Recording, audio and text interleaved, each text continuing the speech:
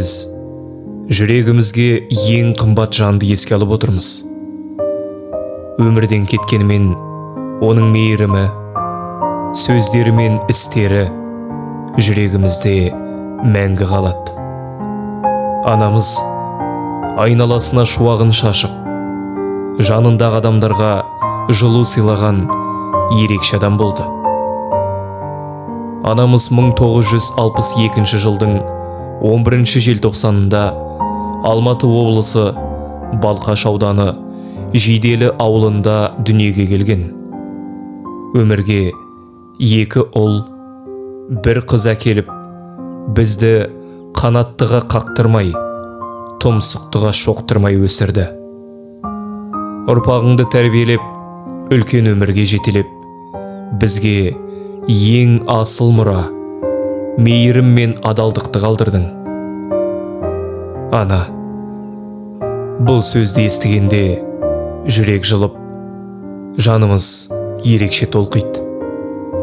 Төлеген қызы Назира біз үшін өмір сыйлаған қымбат жанған емес, бар мейірімнің бастауы, жүрегіміздің тірегі, шаңырағымыздың шырағы еді. Оның күлкісі біздің қуанышымыз, оның батасы бізге бағыт беретін жарық жолымыз. Әрдайым бізге демеу болып, ауыр сәттерімізде жұбатып, жақсы күндерімізде бірге қуанып жүрдің. Сенің жүрек жылуың бізге әрқашан пана болды. Сенсіз өмірді елестету қиын. Бірақ сен қалдырған ізгілік пен махаббат бізге мәңгілік күш қуат береді. Ана, сен бізге адалдықты, еңбекті, сабырды, мейірімді болуды үйреттің. Сенің әр сөзің, әр ақылың өмірімізге жол сілтейтін шамшырақ. Сенің жүрегің кең, мейірімің шексіз еді. Қазір біз сені сағынышпен еске аламыз. Сағынышымыздың шегі жоқ.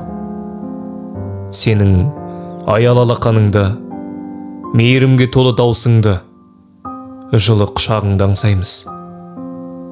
Білеміз, сен бізді биіктен қорғап, жүрегімізбен бірге жасап жүрсің. Әрбір жақсы ісімізде сенің ізің бар. Жан ана, сен біз үшін мәңгі тірісің. Сенің нұрың жүрегімізде ешқашан сөнбейді. Сондай-ақ біз анамызбен бірге өмірден өткен асыл әкеміз Абдылұлы Абайды да сағынышпен еске аламыз. Және ерте кеткен бауырымыз Абайұлы Айдосты да жүрегімізде мәңгі сақтаймыз. Жандарыңыз жәннатта, рухтарыңыз шат болсын.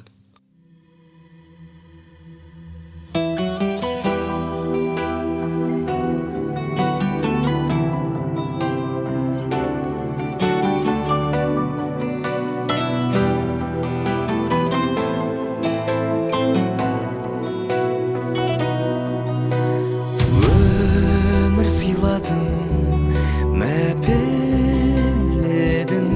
ол қызыңды жетеледің, мақсатына көздеген.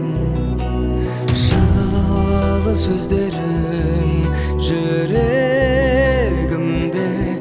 өзің барда бұл өмірде, жалын биік өзгеден. Анашыма көктегі күндей, көктемгі гүлдей,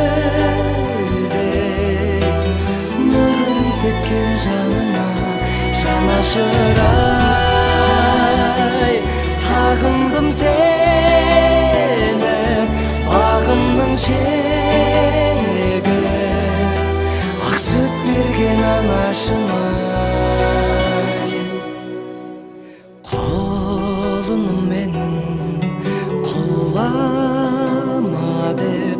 Құласаң да жылама деп, бақыт тілер аяулым.